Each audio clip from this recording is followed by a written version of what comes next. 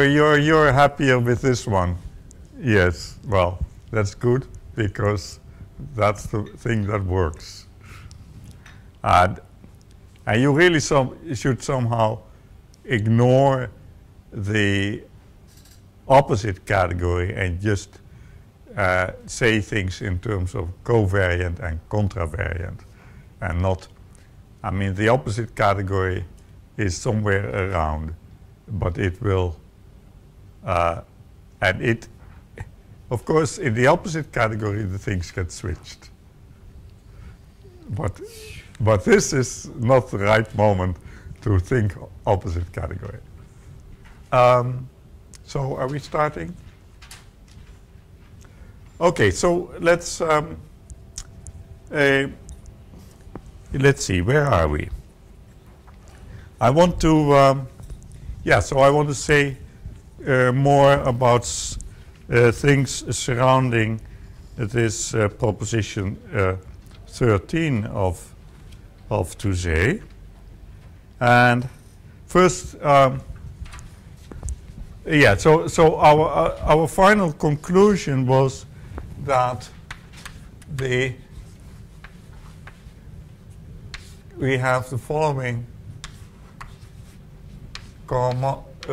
following formula for cohomology of bifunctors. It's just the sum over I of Hm minus I P B subscript. Well, hey, let's just keep writing ER, right? This is R equals 1, but so somehow the cohomological degree and the weight, they add up. So let's refer to that one as the weight to remind us that it has to do with the GM action. Yeah. So GM acts on ER, and it acted with weights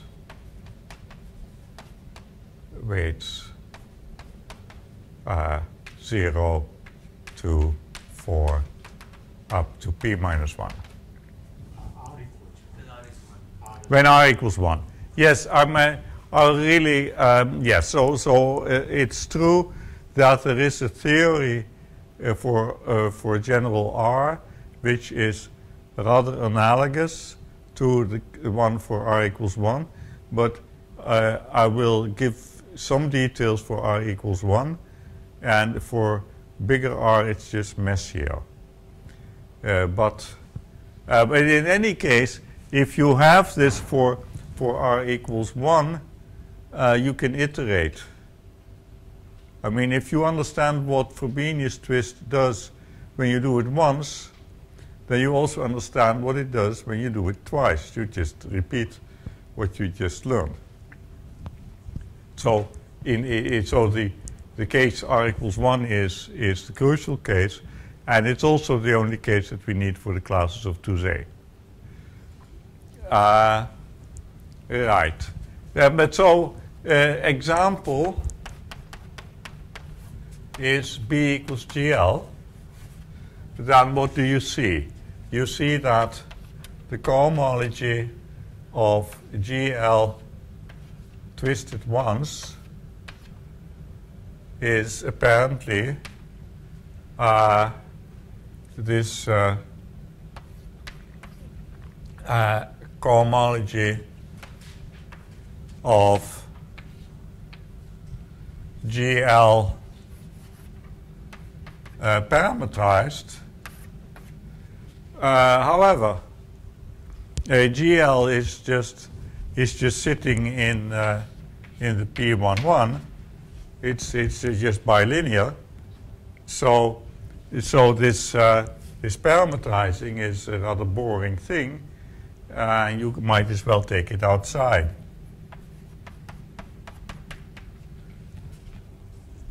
Because we are just we now are dealing with a functor of of degree 1, just linear in the second variable, and so there's really nothing to it. And so what's the cohomology of the adjoint representation? Well, the adjoint representation is good filtration, so there's no higher cohomology, so we might as well put a 0 here. And then, so we are asking what are the fixed points in the adjoint representation? Well, that's just the identity matrix. And so you might as well say, well, so this is not really there. And so this gives you an interpretation of what ER really is. What ER really is apparently, so ER is the X over GLN, n large enough, and at least P, I suppose, of the self maps of the standard representation twisted once. I mean, yeah, so this is what it is. So, but did he say K? The zero piece, there is one. Yes, yes, yeah, I mean, it's not a 0. The fact that I erase it, when I erase something, it had better be 1 rather than 0. Oh, tensor. Okay. It was a tensor. It was a tensor. Okay. Okay. Yeah. And also, it's maybe a stupid question. So P is not 2? Well, yeah, P, no, you're right that this formula is for P equals, I'm not, yeah, no, I'm really doing it wrong. I mean, there should be P terms. P terms, so So it's so what is it? It should be 2 times P minus. It should have been 2 times P minus 1. And then, of course, if P equals 2, this is still too long. okay. But it's if P equals 2, it should stop here. Okay. Yeah, the P terms. Can we just put R everywhere and the formula will still be true? Yes, I think so. Yes. So ER is just Yes, because because this formula here works with R, but I will only treat it with 1.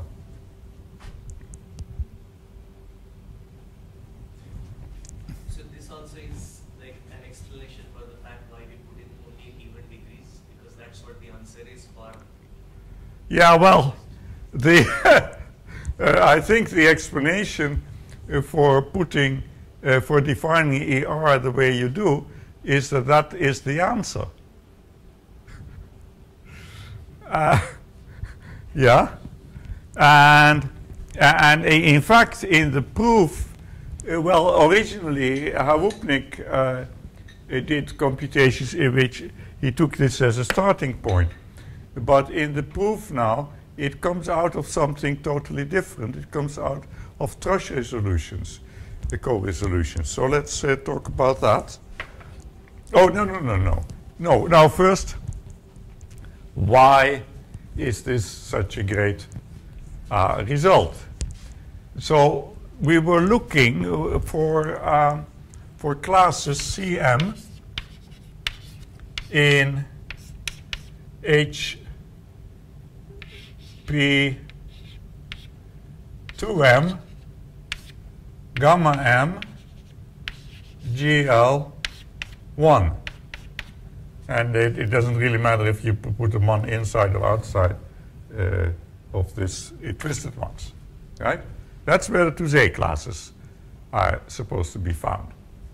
Okay? Now for M equals 1, so we should have C1 in H2P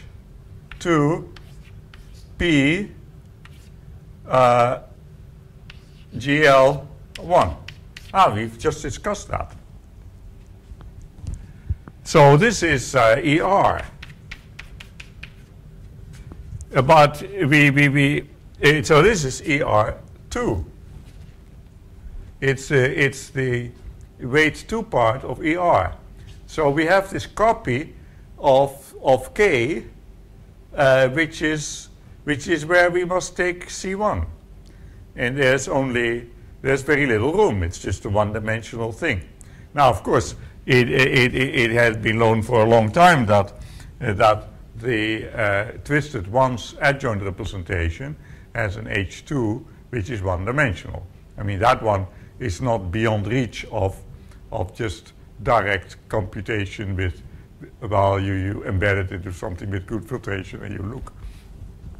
So, and there's also an interpretation of this thing. It's when you take the GL of the truncated width vectors of length 2 that you see this extension class realized. But, and there are other ways. I mean, this is a well-known class, but there is only one. Let's take the one which corresponds with the number 1 in K, yeah? We have no reason to take another one. But now we are looking for classes in here. Okay. And so, now there is a rather obvious solution. But so, no, I should emphasize. This of course is true, but I should really emphasize that this is a zeroth cohomology of GL ER, and then in 2. So we're really just taking fixed points in a particular representation. Namely, this is the adjoint representation, P copies. And we just take the second copy. We just take the invariance in the second copy. Now that's a rather trivial solution to the problem, because now obviously you can just take the so what's CM? It's just C1 tensor C1 M times in gamma M of GL ER the second space.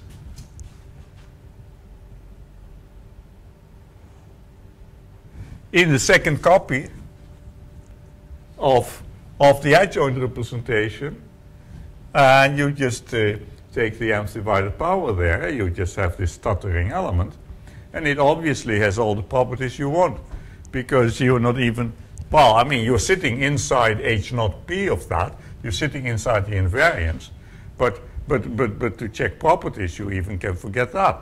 I mean, you're just inside a concrete divided power algebra. You ask, okay, if I take the divided powers of a fixed element, what properties does it have with respect to co-multiplication?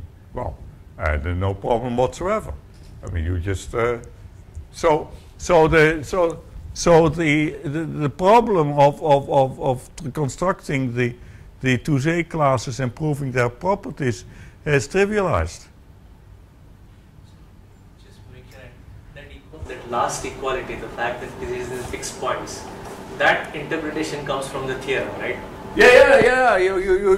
Yeah. So the point is that here so here. Yeah, so maybe let's make some room, and so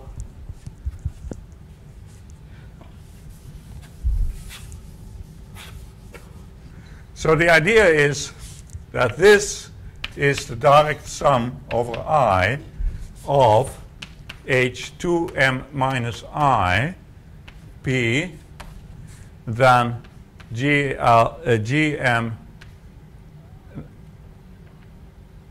gamma m GL ER and then I. Yeah? That's what the theorem says. And now the point is, you just take I equals 2m.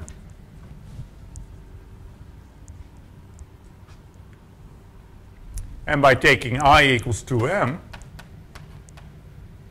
you are in the H0. And so you're just inside, you're hardly doing homological algebra anymore. You're just inside and then here I equals 2m.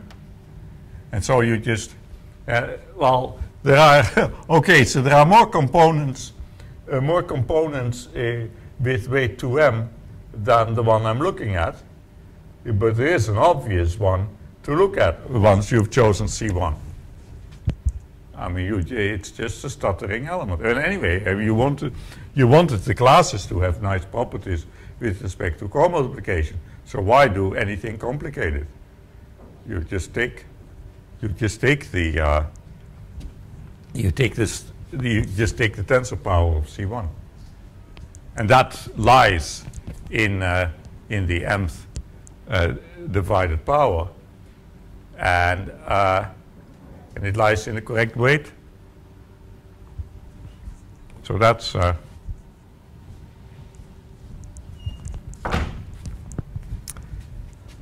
so that's the reasoning which why this is such, well, that's so that's for me a good reason to like this theorem. So, without the theorem, is it even clear that the left-hand side is non-zero? No, that's the point. It's not even clear. No. No. No, it's not at all clear that this is non-zero. No, because for a long time the problem was just show there are construct non-zero elements, and then hope that they have nice properties. But here, they just fall out. But of course, this formula has quite a history. I mean, you have all these long computations by Friedlander, Franju, Skorishenko, Suslin, which were then reinterpreted by Awupnik and then rephrased somewhat by Touzé, and then rephrased again by Awupnik, and blah blah.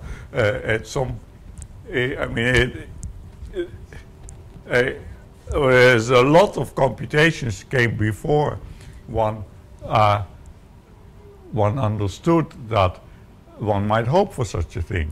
And I must say, I find it totally mysterious because I see no reason why there should be a map between these two. Well, you show they're the same, but I see no reason for a map. And we take as interpretation of ER what we know that it is, right? Did I erase that already?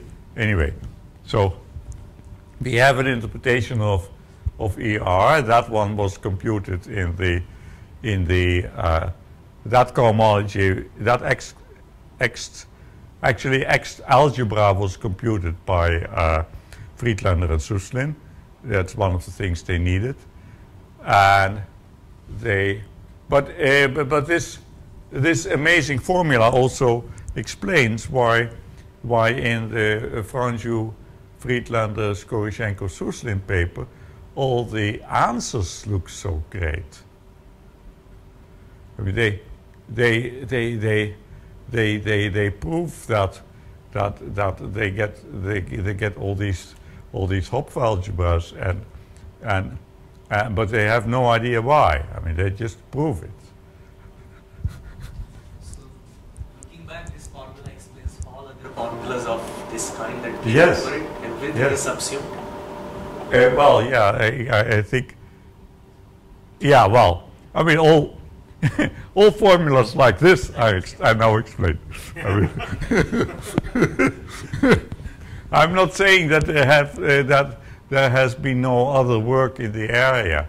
I mean, like the analog of support varieties is, yeah, it uses maybe formulas, but it there's more in I'm not.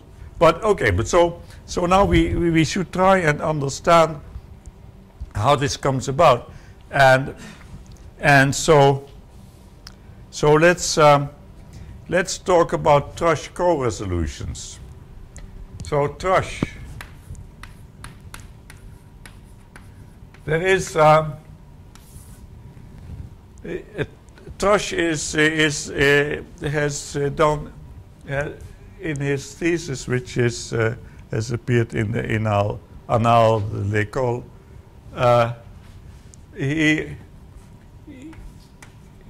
he defines co-resolutions of the twisted symmetric powers, and of course injective co-resolutions. Yeah, I mean. And they're rather ad hoc. Let me just take R equals 1 again. And so what did we do? We rescale ER a little bit, and then we call it SHA, which seems to stand for the Dirac comp, whatever that is.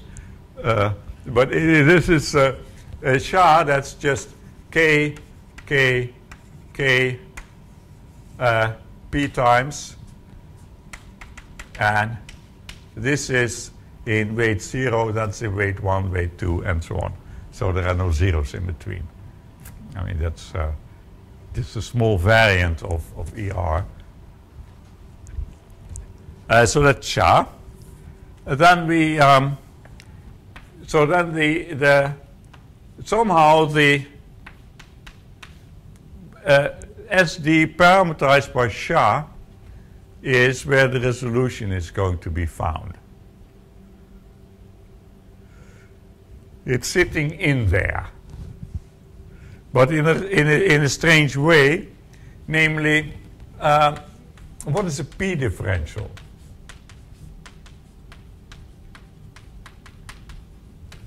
Well, that means that you don't, for P equals 2, it's a differential. And in general, it satisfies the rule that d to the power p equals 0 rather than d squared. This is something you need.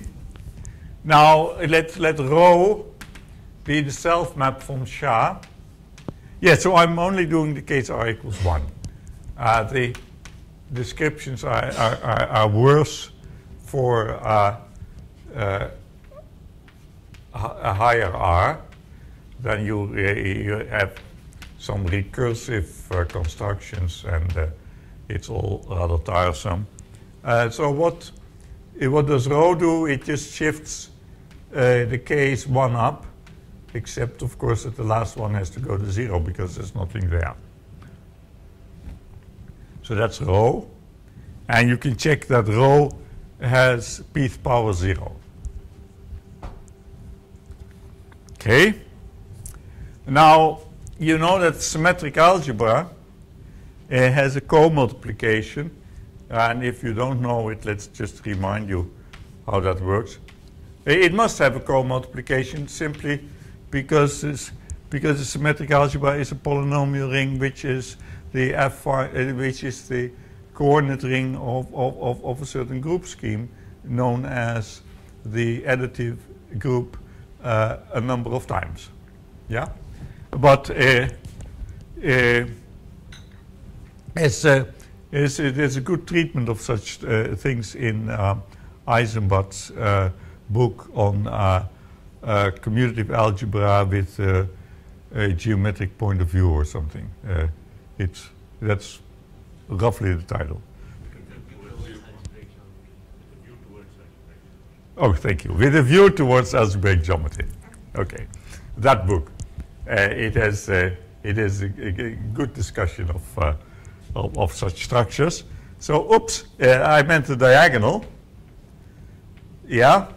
So the diagonal will give you a map from SD to SD of the direct sum, and this decomposes in a direct sum of smaller, well, things like this, right? And now you can project down to one component, and let's call this thing co-multiplication number d minus 1, 1. Yeah? Okay. So now we are going to write down the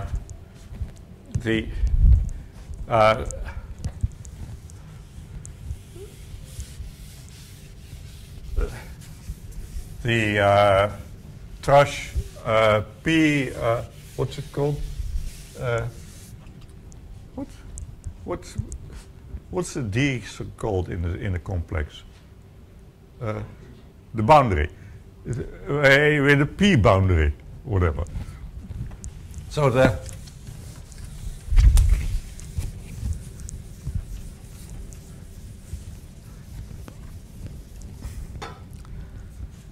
so here's how it goes. You take SD SHA.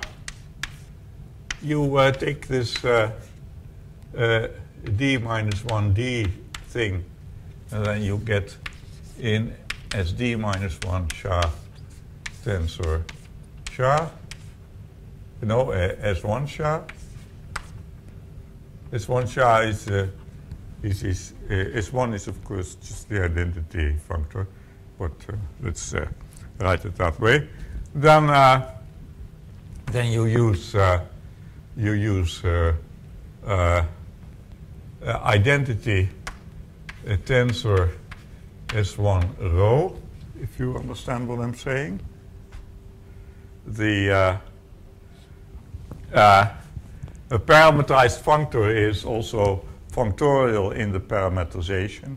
And so you apply the rho to the parametrization. And then you get,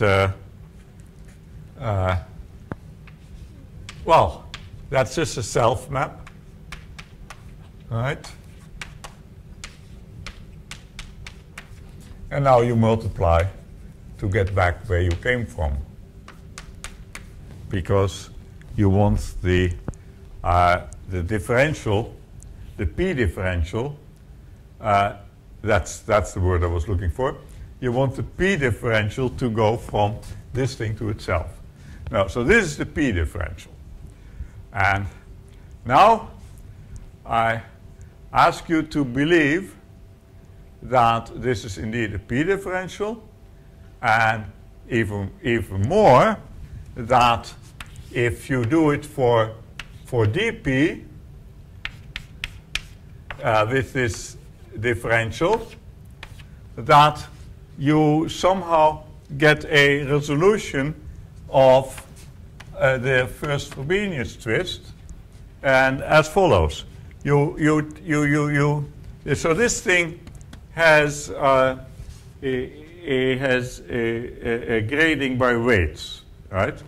So let's start in weight 0, then 1, 2. Let's take p equals 5 to get the idea. 3, 4, 5, 6, 7, 8, 9, 10, 11. So what do? You do, so the tush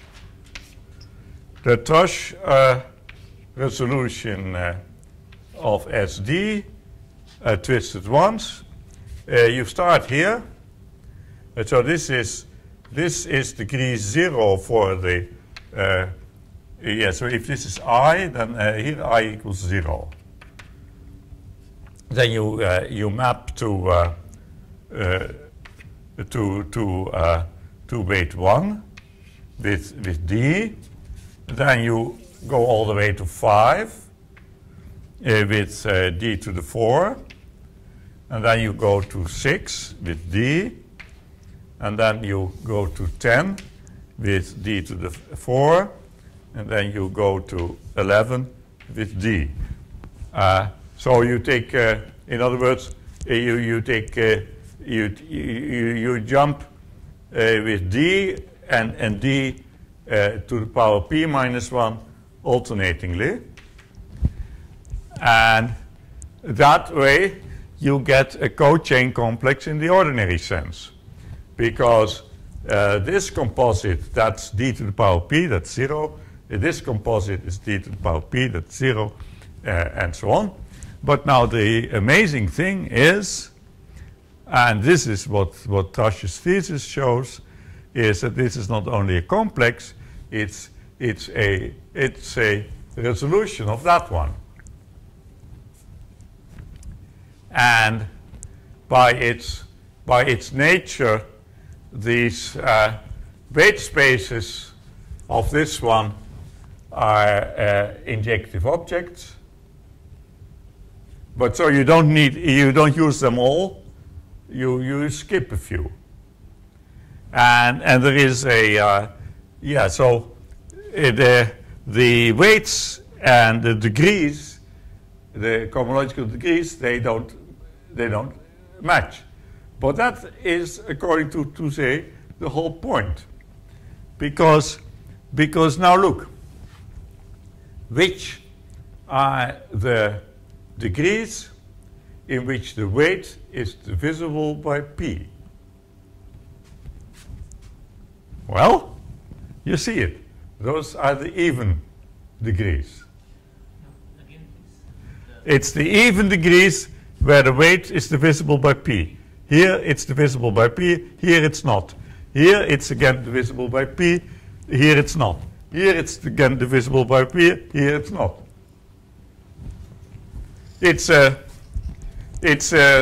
Yeah, and so the message of Touzé is, well, you have to believe that Trash, his thesis is correct, but this is all you need to know about his complex.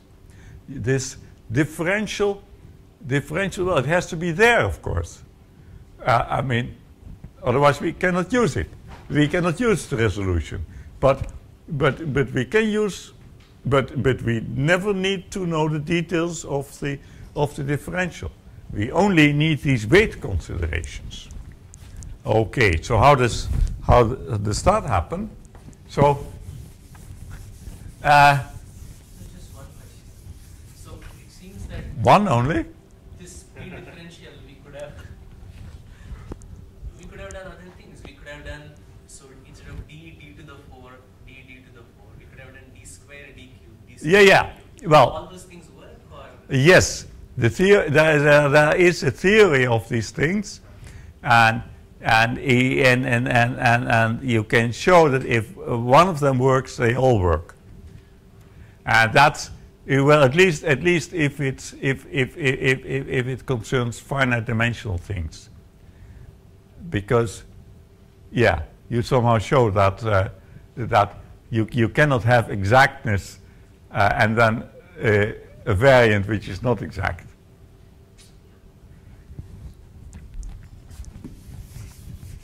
Yeah, but so we, yeah, but of course this is also one of the problems with this whole theory. That is there is some arbitrariness here. So this thing is really a pain from a functorial point of view.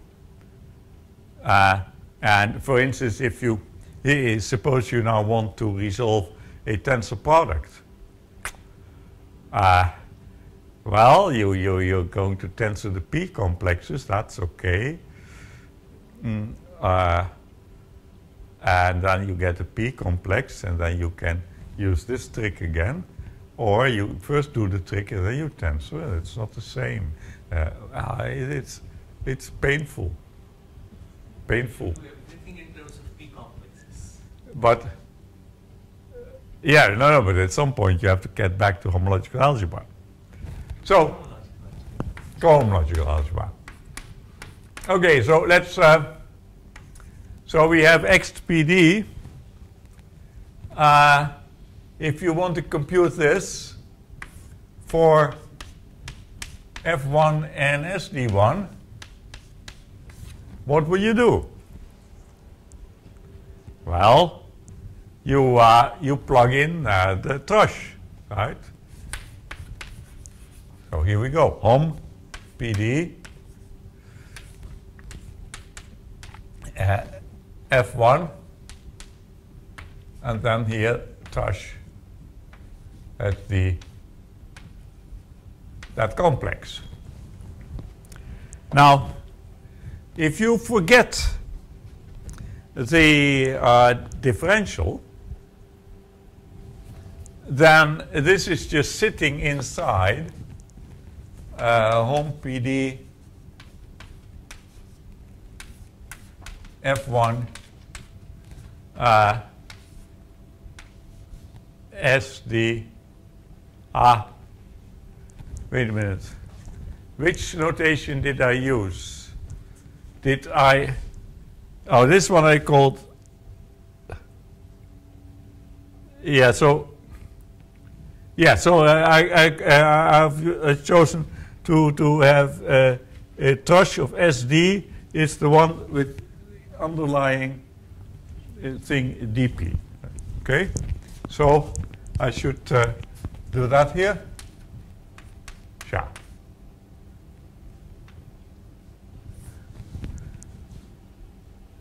Right? The thrush of SD sits inside a d to the pth power. That's the way it works. Huh? F is any functor in PD? F is any functor in PD. Yeah. Yes. Yeah. That's the great thing. Any functor in PD. Now, but this we know what it is. It's just F1 Cohn-Dual of Shah.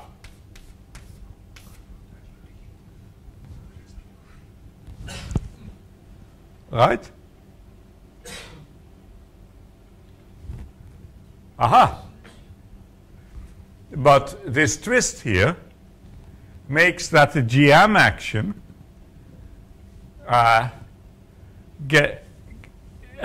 you only get weights that are multiples of P. Has weights that are multiples of P only.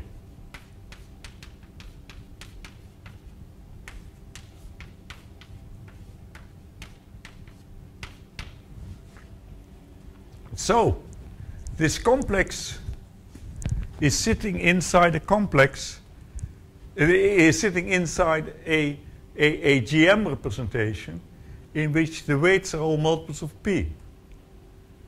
But now we remember, but you can compute those weights also just by saying, well, GM doesn't act here. It doesn't act here. It only acts there. But so now I know that of this complex, only the parts are relevant where the weights are multiples of P. But that's strange, because those are only the SD2I, not the odd ones. Okay, so of this complex, we are allowed to ignore the odd part. But then there's no room for the differential. The differential has to be 0. And then, of course, you can look a little closer and see what, I mean, now you can go back and forth. I mean, you don't have to do cohomology anymore. You just have to look at the, so we know more precisely what, we know more precisely what this is, because this is just the appropriate weight space of that.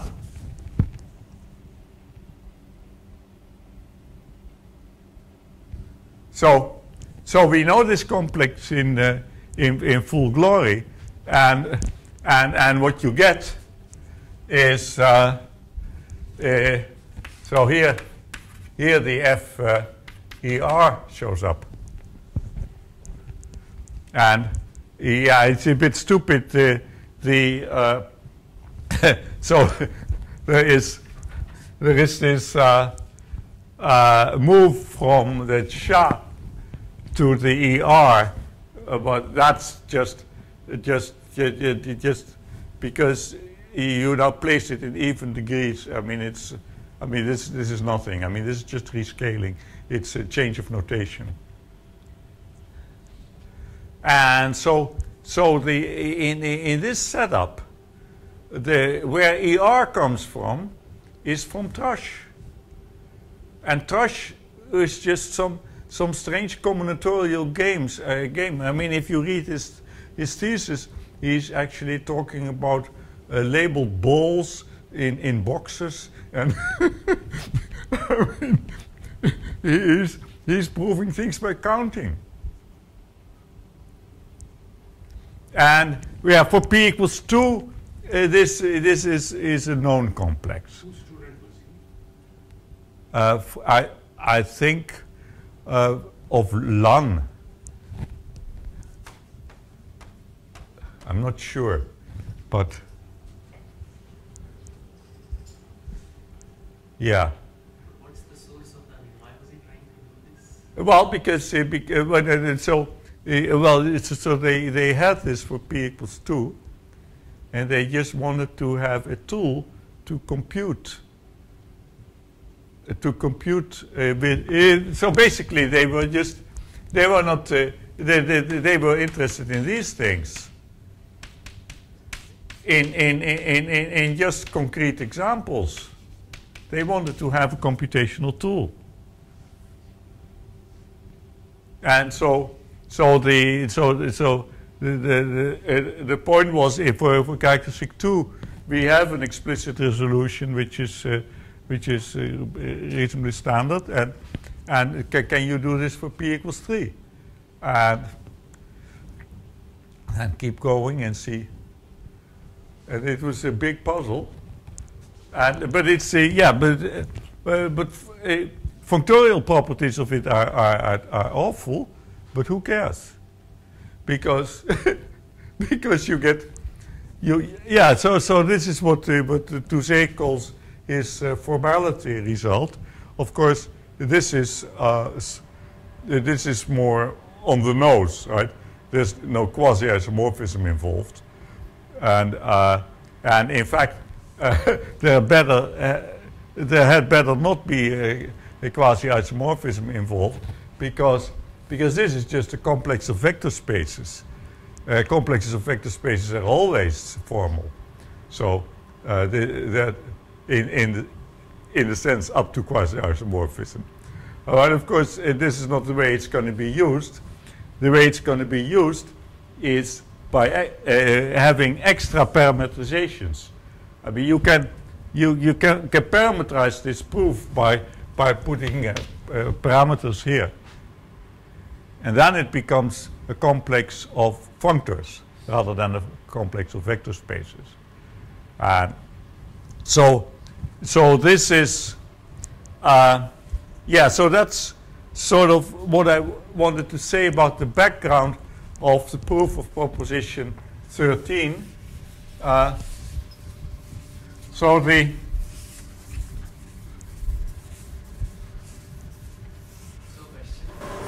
So is this what you mean when you want to put that x? That's when you want to have a nice functoriality properties, and they are not there. Is that the problem, or?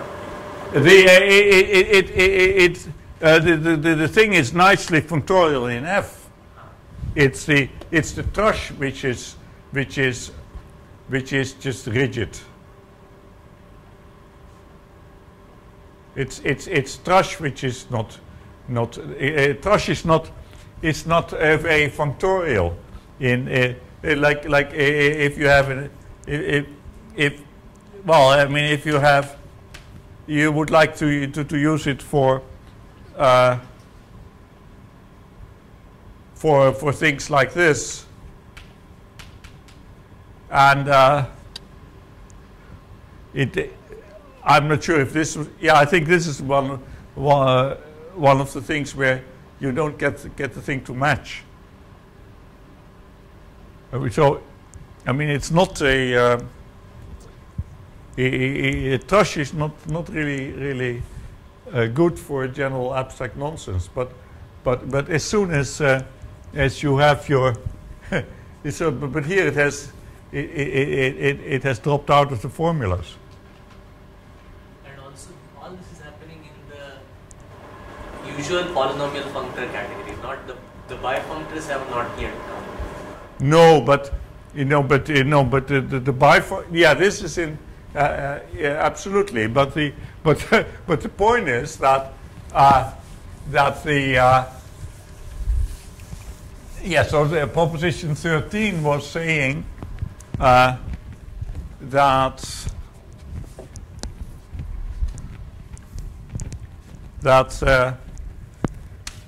LL gamma dp GL 1 twisted one more time is quasi-iso to gamma d GL ER dual twisted one more time. But the proof of this is constructing some quasi-isomorphisms, bringing you back to that case. So at some point the bifunctors drop back to single functors in the computation. I don't want to do that here, but basically the point is that if you have bifunctors that are themselves of the form OM-K-Fg, then bifunctor cohomology of this is the same as ordinary functor cohomology of that. I mean, that's the kind of thing you use. So you at some point you go from bifunctors back to the ordinary functors, and you link up with that computation. On the top, you don't have the 3D. Absolutely. This was, yeah, sorry. So, yeah, maybe I should, the thing I forgot to tell last time is that the little l itself has a meaning. So the little l itself is the left adjoint.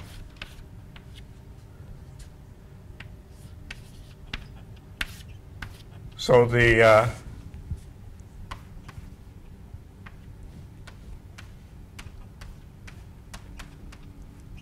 this is really the formula that you should start with.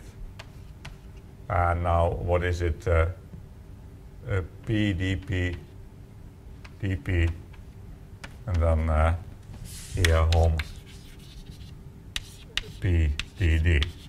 So the little l is the left adjoint. The little l you find the formula for. The little l is right exact, and therefore it makes sense to go to the derived category and just by taking projective resolutions and applying little l. And so the computation of Touset starts by doing that. I mean, so this thing here, you start resolving projectively, and then you fool around with it until you are in a situation like this where the bifunctors can be reduced to single functors, and then you do that formality. I think it's well. I mean, you can. It's not a very long proof, but I don't want to do it on the blackboard here. I think the crucial input has been made clear. It's this even odd that in odd cohomological degrees the weight is not a multiple of p. Therefore, miracles happen. And so it's really quite amusing that you don't need to understand the differential, because it just drops out at a convenient point. So what we need to do next is untwist and yes, and so for that we use an old theorem of Klein, Parshall, and Scott.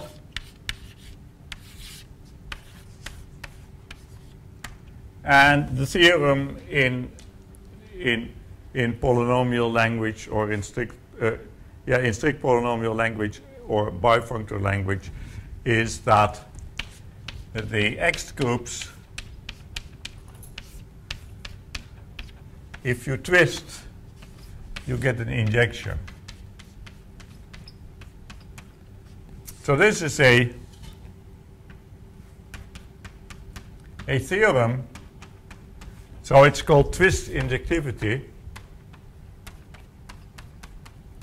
This is the theorem about representations of GLN.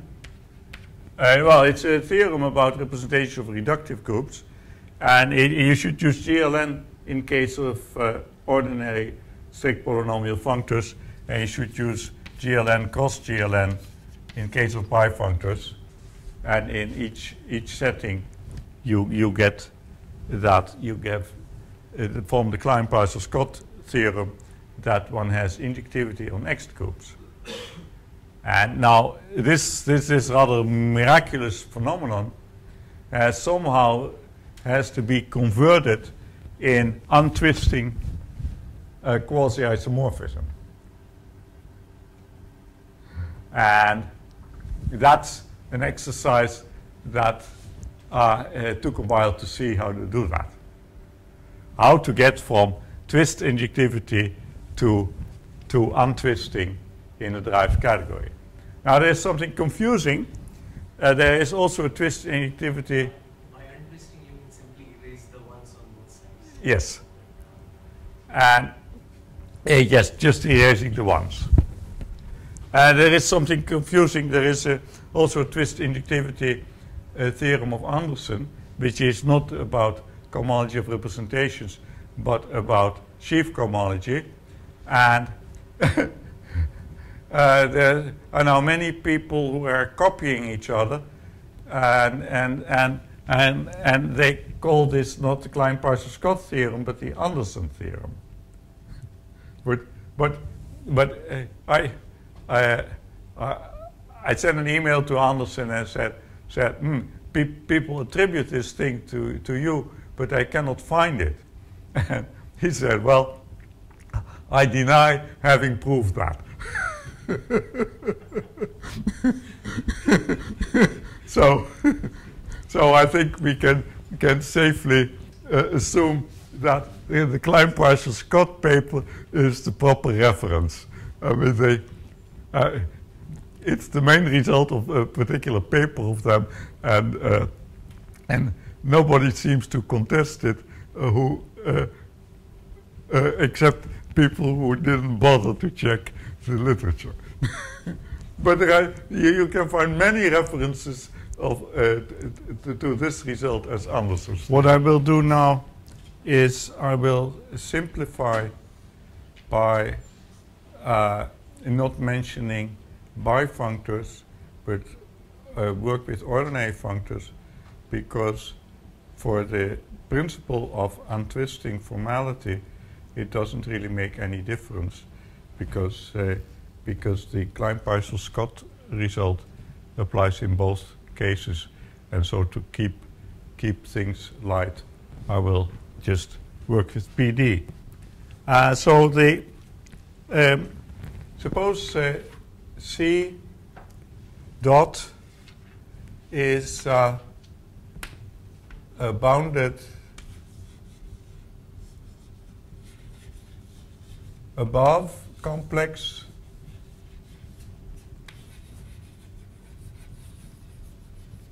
in PD. So I suppose you should say chain complex minus PD. That's where it sits. And D dot sits in bounded below. Then I will put C lower dot. I will define that simply by so corresponding chain complex, because then hom in PD of C dot D dot can be rewritten as hom in PD of C lower dot D dot, and that's more convenient. So this is a double complex which lives in a region like that, but the origin may be way up. It's just so it's an okay complex, an okay kind of double complex for convergence issues of spectral sequences, but we don't. So the 0, 0 could be here. So this it's now there is an if you want to do homological algebra, then of course what you want to do is say take a projective resolution of C. So that means take a complex consisting of projectives and a quasi-isomorphism to C, and or an injective co-resolution of D, and then the complex you should be looking at is hom PD of well, let's say P dot. Well, and again, I put the dot downstairs now. J upper dot, where the this is a complex, and one of its spectral sequences will look like this. E2ij will have in the ith row the hom in PD of the jth cohomology of, now it doesn't matter if I put C here or P, because they have the same cohomology anyway, or the same homology now, because I turned it around. J dot, and it converges to, well, to what? To the hi plus j of the total complex of this hom complex.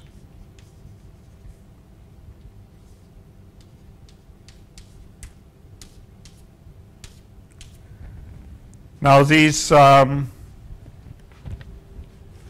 these cohomology groups of the total complex, they are known as hyper-X groups. So often they are written just with X, but I think it's safer to put a little h in front so that we are sure what we're talking about. So the hyper-X group number I of the C dot D dot is the ith cohomology of this total complex, and well, that total complex. And so this has various interpretations. If you look at the H0 of this total complex, then that is just the set of homotopy classes from C dot to J dot. But then, of course, you should have a dot on top. So if C dot and D dot are both bounded, then therefore this describes an element. This describes in the bounded category of PD C dot D dot. This morphism set is the zero. Is the H0 of this total complex. That total complex over here, the one with the resolution in it. But so this means that if you think in terms of derived categories, this is a meaningful thing to look at. But actually, we will only need to know it in the homotopy category. So what we really want to remember is that the H0 of the total complex. Let's write it hom C dot J dot, that this is the hom set in let's assume that C dot is bounded, yeah.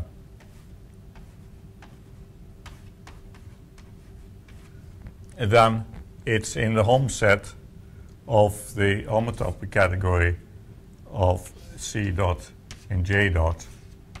That's what the H0 computes. And this is what we will really care about. And the derived category, we don't really need to exist, but it does exist, of course. So,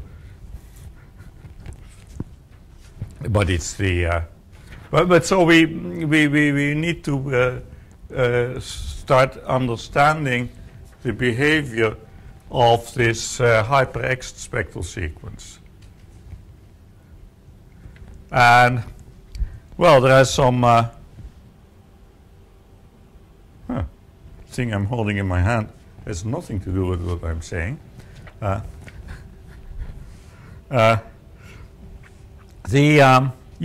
So there are some.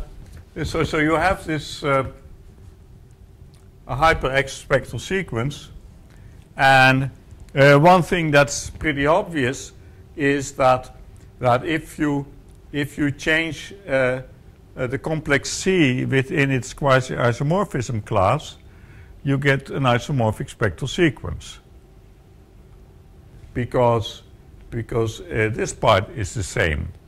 And if you have a natural map between spectral sequences, which is an isomorphism on E2, then it's an isomorphism everywhere.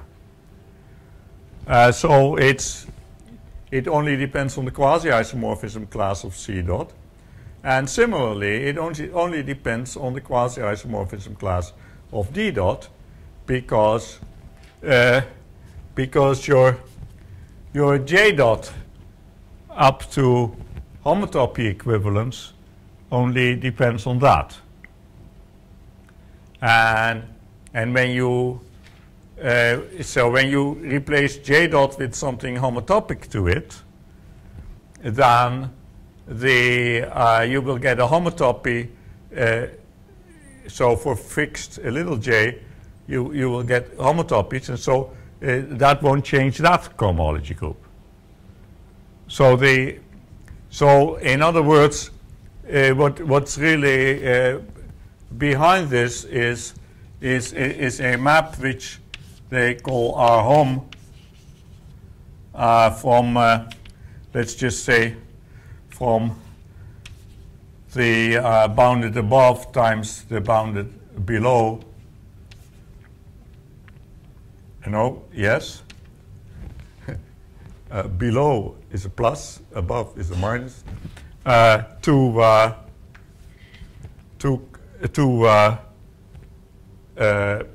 To, for instance, this homotopy category.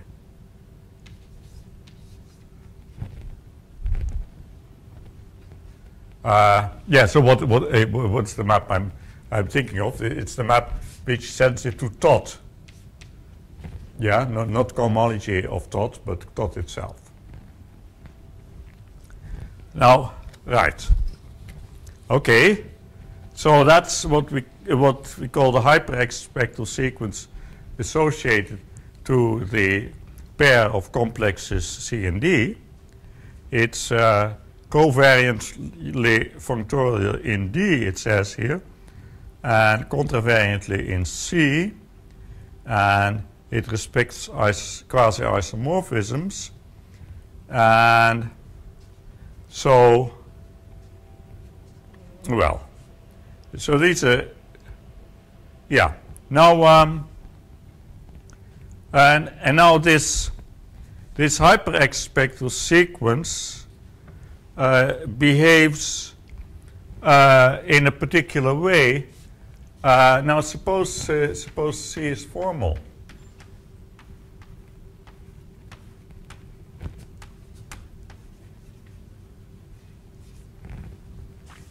So that means it's quasi-isomorphic to a complex with zero differentials, and in which these cohomology groups, where are they? These are just what is sitting in the complex with the zero differentials. So you replace C by a complex with zero differentials, and then these cohomology groups are just what's in there. Aha. But then the claim is that in such a situation, when you have a complex C in which the differentials are zero, then your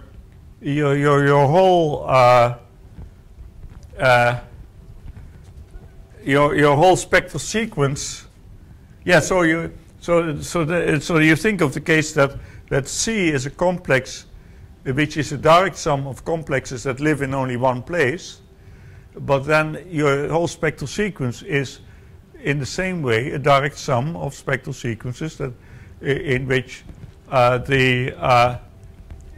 which live in only one that's a row, yes, in one row. But a complex in a spectral sequence that only lives in one row has starting at E2, it has no differentials. The differential is zero. So these spectral sequences collapse at E2 when the complex C is formal. Okay? And so now it seems interesting to consider the case that we don't know that C is formal, but suppose that C twisted once is formal.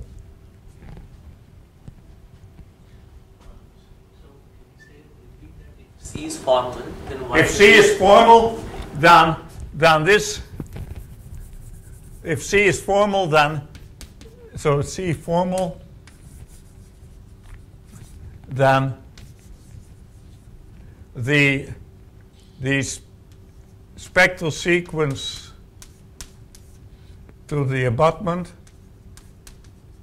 is a direct sum over J of spectral sequences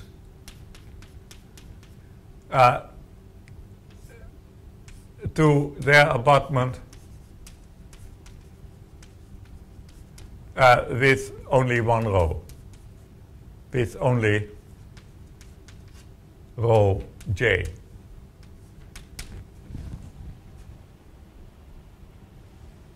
If your complex C is a direct sum of easy complexes, then the whole spectral sequence is correspondingly a direct sum of easy complexes. One way to see that is to use my description of, well, I mean, that may be a silly way. I mean, you just look at the, this should follow from some very general principles, but it also follows by just inspecting what you know, what the description of the ERPQ of a filtered complex spectral sequence is. So the direct sum just goes out. The direct sum, if you have a direct sum of complexes, you get the direct sum of spectral sequences, and it just comes out. Here the direct sum of sequences is complexes is just one term each because of format. Yeah.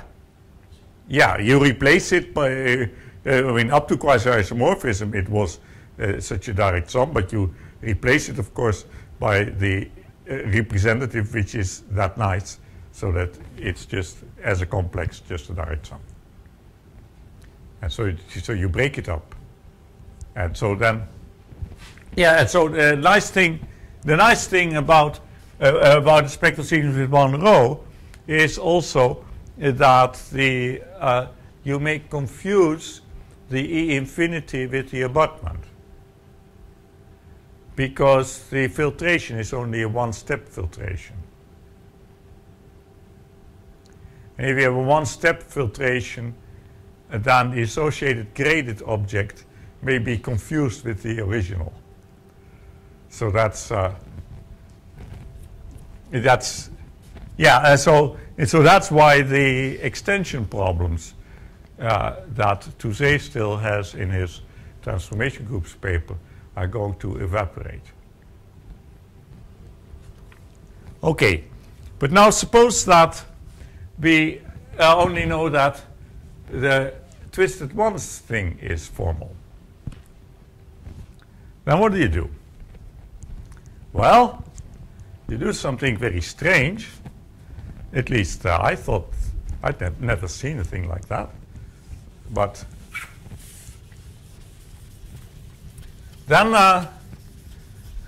we do what Touzé calls untwisting the collapse of a spectral sequence. Or, well, maybe those are not literally his words, but that's what it amounts to. Oh, I've just erased it. Silly me. But so why was it so interesting to have this formula which I just erased about formality? So once you've removed the twists, what I just said applies. And so then if you just compute X groups in the standard fashion, but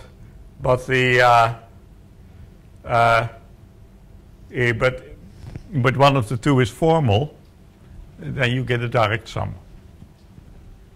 That's the theme. Okay, but so what are we going to do? Suppose we only know that that one is formal. So we have we have this spectral sequence ij, I suppose, equals h I hom hj c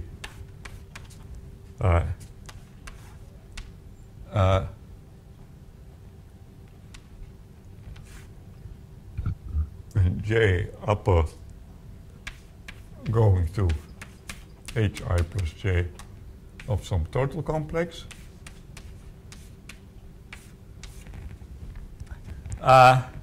This is the spectral sequence that we now no longer know that it collapses. We know that its twisted version collapses. So I claim there is a so there's a map. Well, you have a you have a morphism, a functor, I mean, from PD to PDP, known as twisted ones. And so if you apply that functor, you're getting your double complex gets sent to a double complex. Yes? However, the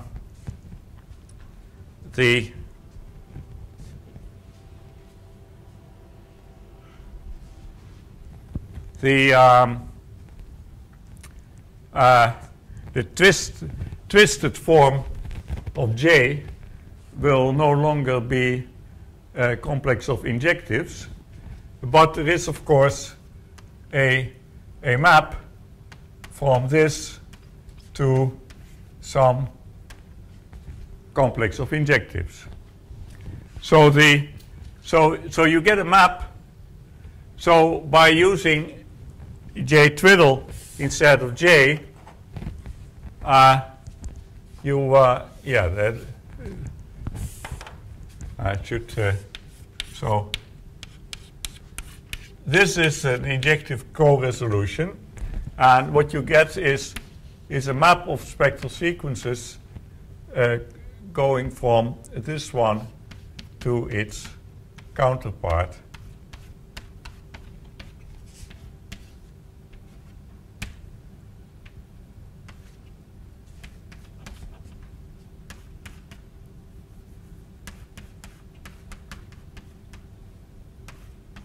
And a different tot, of course. So let's say tot twiddle. And but now this map here. So right. Yeah. Now suppose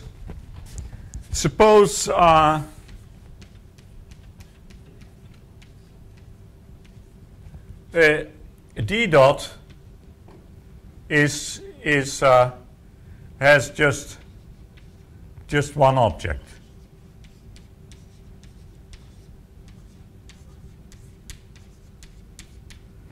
So that J dot is really just an injective resolution of one single object. It's one single functor. And it may be placed in some degree which is not the 0 degree, but in any case, then what this is computing is some x blah. The blah depends on where the position of the object was of HJ C D.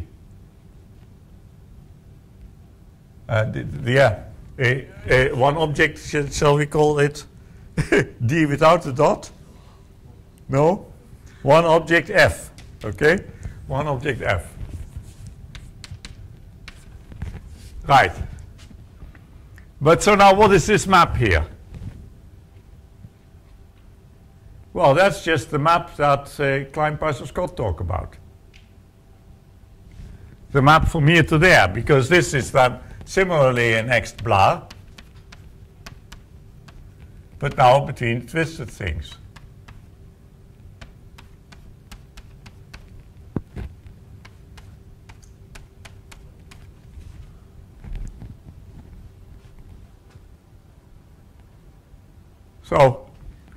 So this Frobenius twist gives you a map between spectral sequences in which the E2 term is of the type that Klein, Parsons, Scott talk about. So this is injective on E2. So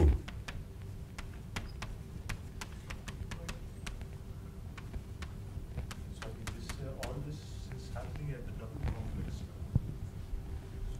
these maps, I'm a little confused. The map is on the, you have a map on the double complex level, and that gives a map between spectral sequences of double complexes. The spectral sequence of a double complex is functorial in the double complex. But why is the J tilde that you used, why is that an injective resolution of F twisted by 1? Yes. Because J tilde is just quasi-isomorphic to J twisted by 1. Oh, because the homology of J twiddle and of this one are the same, because this is quasi-isomorphism. And this one, so J dot, it's quasi-iso to F placed in some degree. Then J dot twisted is quasi-iso to F twisted in that degree. It doesn't matter that it's not injective, it's quasi-isomorphic, so that's good. It's quasi-isomorphism. And J twiddle then resolves that. Yeah? And okay, so now we have the following curious situation. We have a map of spectral sequences of which the second one collapses. Because suppose this is formal. So this one collapses, and we want to untwist the collapsing and conclude the collapsing of the first one. But the claim is that that's obvious.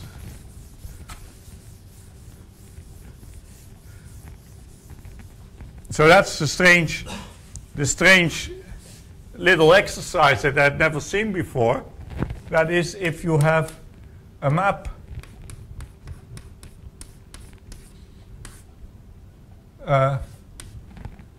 between two spectral sequences,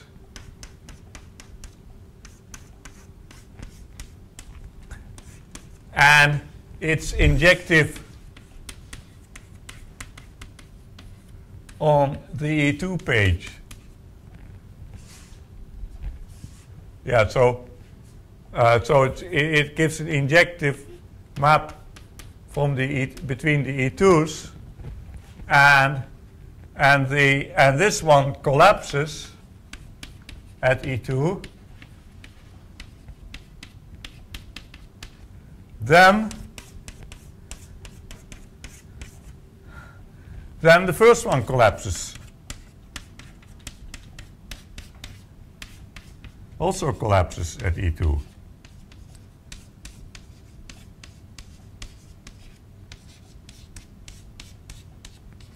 This strange result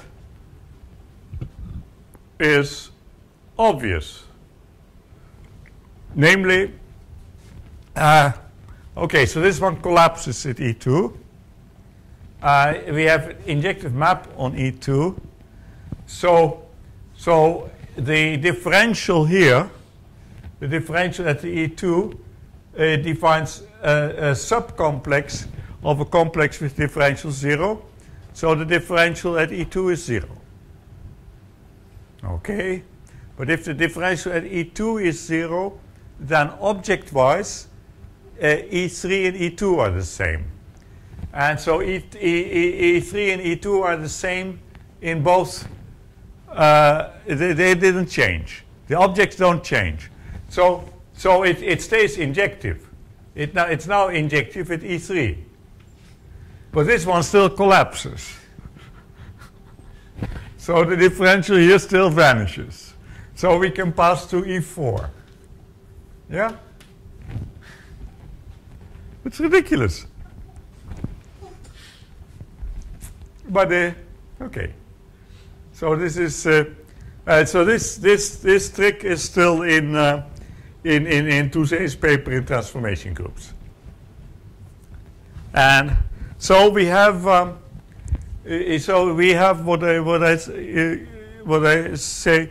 So we can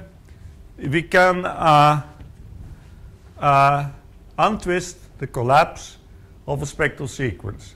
Of course, there are some conditions. I mean, we assumed that D was concentrated in one point, and we assumed that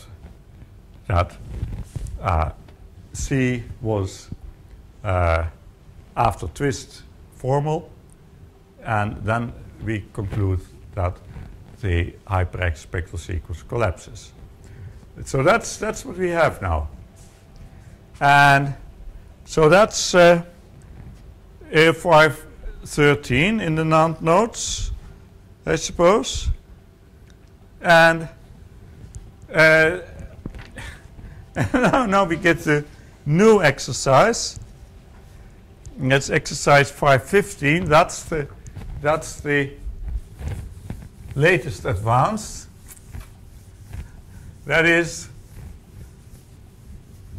aha. Now let's try to untwist formality.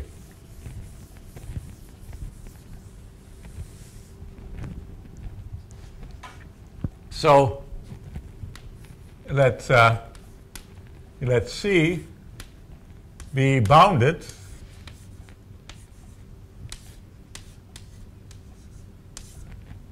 and let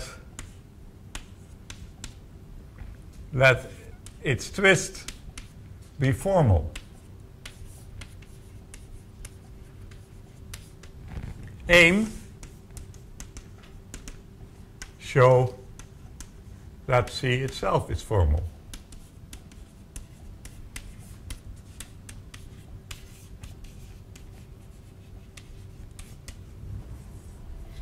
Okay. Now, how do you do that? Well, the point is to remember that these hyperX spectral sequences were actually telling you something about morphisms in the homotopic category. And because what is it we really want to do? So you have this C, let's say it, well, it's up to quasi-isomorphism. So now one of the things that one knows, if you have a complex which has its cohomology, it lives here,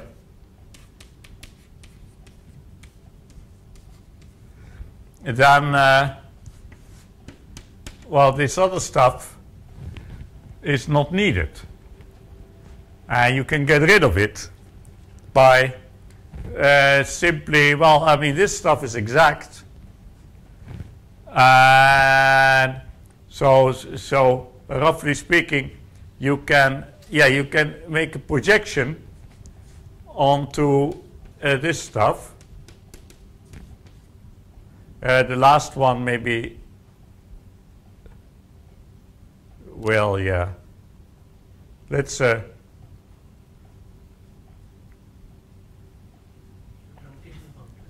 I must take an image here.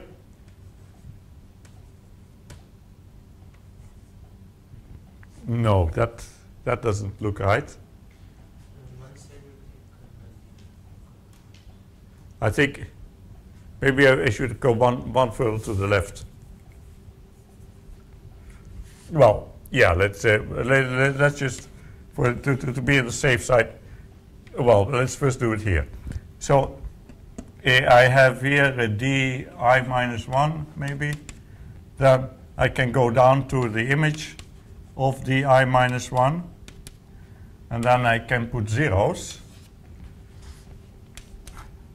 If I make a construction like that, I have a surjection of complexes where the bottom one is exact. So by the long exact sequence, if I take the kernels, then so here is Ci minus 2, here is Ci minus 2, and so on. So if I take the kernel complex, then here I get im d I minus 2, say, and then I get Ci plus 1, blah blah blah, and from here I get zeros. Now this complex here is quasi-isomorphic to the one there, because the third one is acyclic. So this way I have truncated it that there are only zeros in the beginning, and a similar way by not taking a kernel but a co-kernel, you can get rid of unnecessary stuff at the other end. And so finally you can get the thing shorter by doing this a little bit more systematically. You can in fact when you can also break it somewhere in between here in a similar way. Yeah, so okay, so here's the way to think about that. If you have Ci plus 1, then Ci plus 2, Ci plus 3, Ci plus 4. So I have a cochain complex, but now I make a kink in it, and then this will be a map of complexes. But another way of looking at it is that it's a double complex. Yeah. Now, if you look at this as a double complex, then the total complex is basically the original complex. Yeah. And so this way you see that you can always separate a complex into pieces, which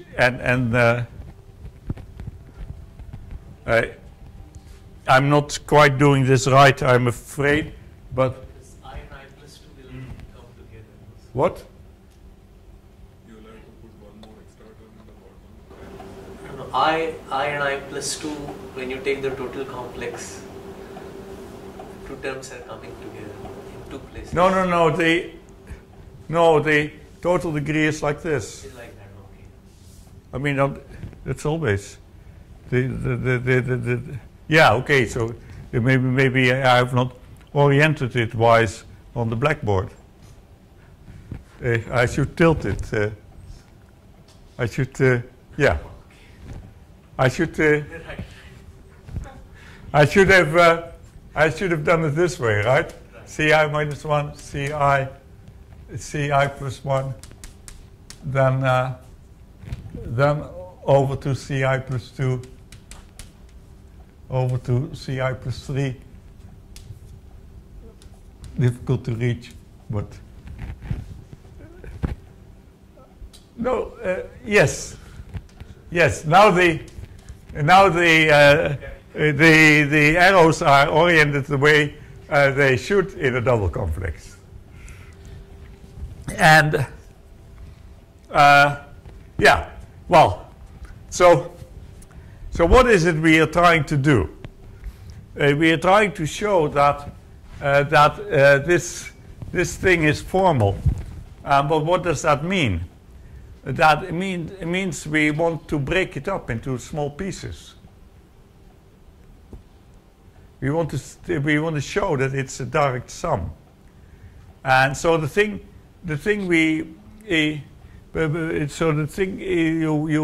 you want to do is you want to eat away the bottom.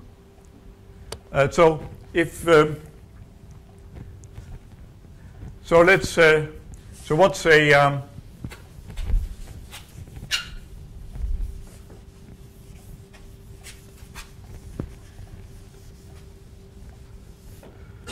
so suppose we have achieved that we have 0 Ci plus 1 and so on. And now what's the lowest cohomology group that you see? It must be here, and it just consists of the cycles, right?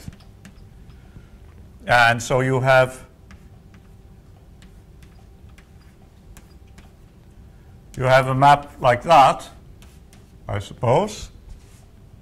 And this is at the same time the cycles and the cohomology in this place because of the 0 here. Now so you have a map in that direction in the homotopic category. If you could find a splitting, then you could split this one off and then repeat. So that's what we're looking for. We are looking for a map in the homotopic category that's going the wrong way. And that will do it.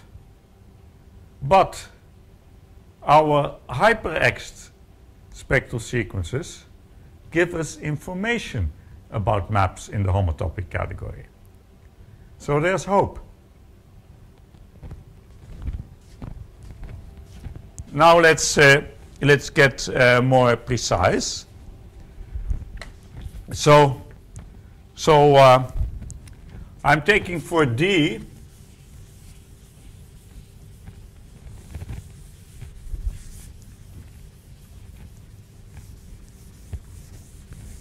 basically I'm taking for D this complex. So in abstract terms,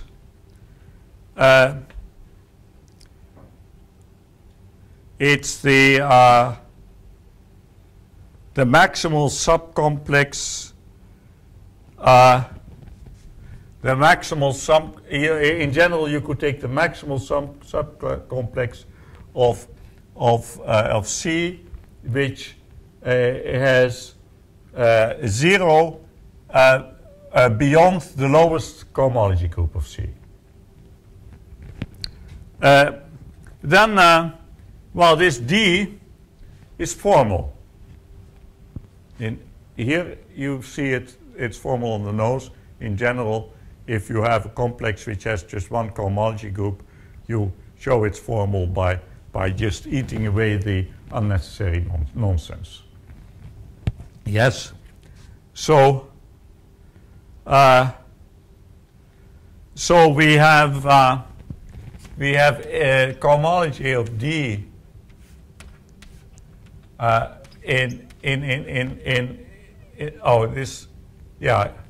in I. Well, maybe I isn't wise. Maybe I should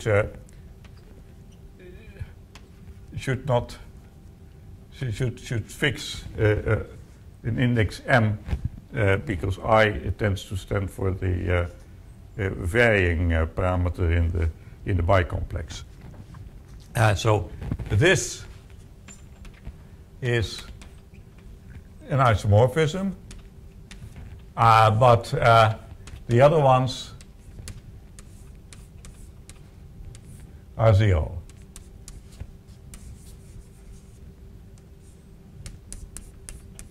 So that's the situation, and we want to split off the D from the C in the homotopy category. Now we take we take our injective resolution, and now we know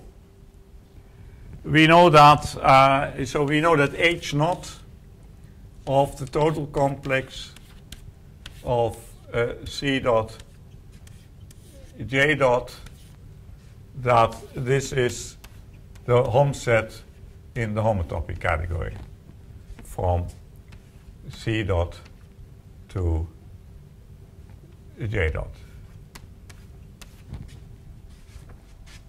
Yes? Well, now we have two hyper-X spectral sequences.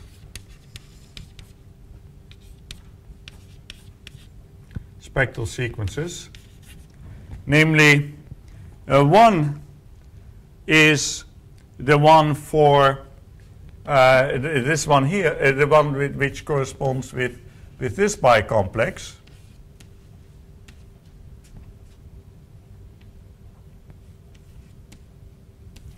And the other one corresponds with this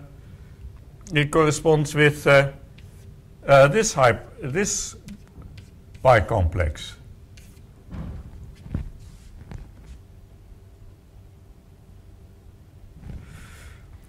Now this one collapsed because of the untwisting of collapsing. This one collapses simply because D itself is formal. So now we have a and we get a map between hyper-X spectral sequences, and if we look what it does, then the hyper-X. So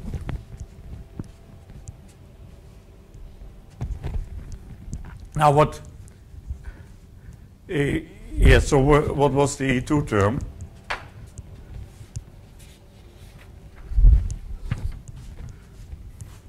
So we are having the E2 term was HI Hom, then HJ C dot J dot.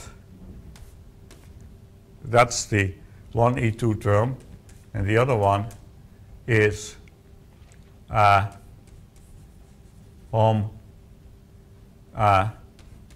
HJ D dot C dot J dot. And so we have this map here, and both spectral sequences collapse, and that was because this one was a direct sum, but this is just one of those summands.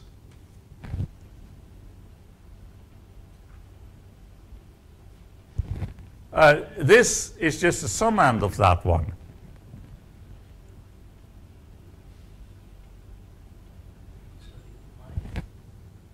Well, because here you only have the cohomology groups of D, and that was just one of them.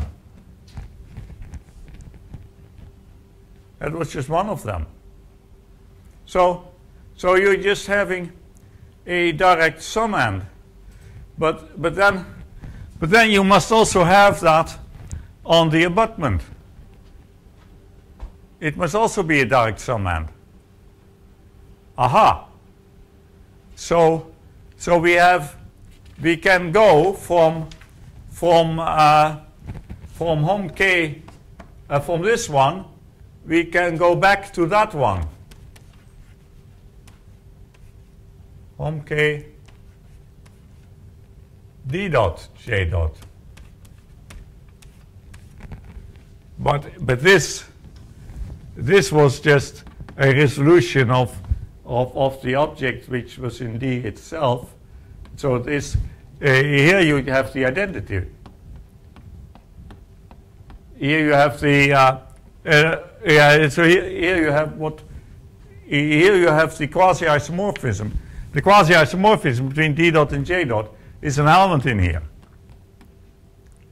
So this one hits the quasi-isomorphism. That means you've split it.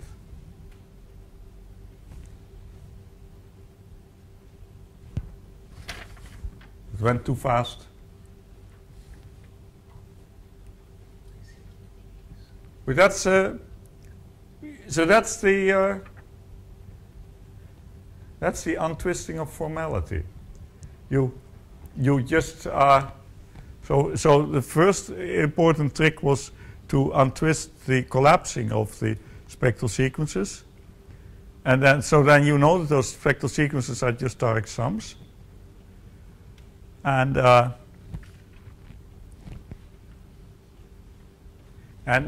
you find that by remembering that they actually are talking about morphisms in the homotopy category, you find that the obvious one you want to hit is actually going to be hit. So I think, yeah, if you wish, I can say this more slowly another time. Yeah.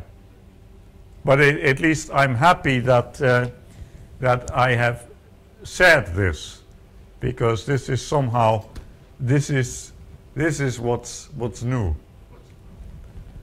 This is what's new. What is sort of mystifying is that this seems to be an argument which is completely formal homological algebra. Right. What does it use about our situation? So no, but it takes a starting point, the Klein-Parcel-Scott. So the point is that the Klein-Parcel-Scott result, we don't quite understand what it means, and therefore we don't understand quite what it means in derived category language, and therefore it took a while to see that it's really all you need. But so once Touset had shown that you could untwist the collapse of these hyper-X spectral sequences, the only extra step that was needed was, but what do the hyper-X spectral sequences actually talk about? I mean, he wanted the hyper-X spectral sequences to do something else, but just by their very nature, what are they about? I mean, if you look at the textbook, if you look up hyper-X spectral sequence, if you look up hyper-X, then you see, they're computing homotopy. I mean, this is somehow a fantastic but elementary fact. Yeah. H naught is really Yeah. precisely the homotopy process. Yes, it is. But all that was, of course, well known.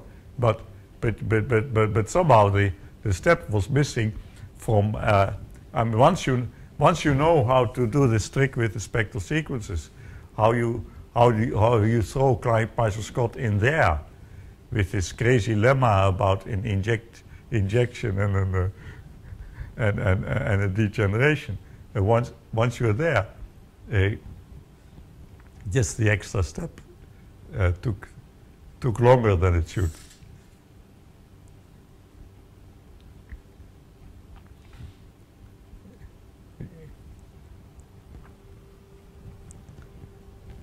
I'm a little bit confused though, and so it's I will next time I will see if I did make a mistake again, because somehow I had the impression that one of the maps is going the wrong way, but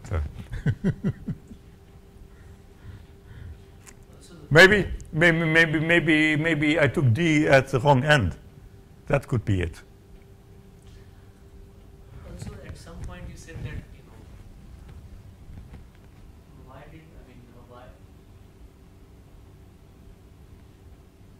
could we just cut off the complex at one? Why could we assume that the... Well, so the notion of cohomological truncation, that's just in the textbooks. Yes. It's called TOR. Right. Now that is okay. The reason why we could assume that this complex was the homology started somewhere is because that's how... Oh, yeah, I'm only proving something about bounded complexes. I've only proved something about bounded complexes that, or at least bounded cohomology.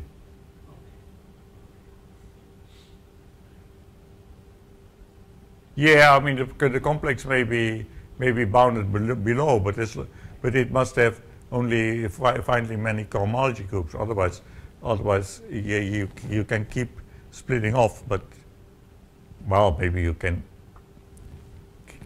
Maybe you can take some limit argument, but certainly here we're just assuming the problem is bounded, which it is in the whole. The object it is because of finite homological. Right. We have finite homological dimension, so this is not something to worry too much about.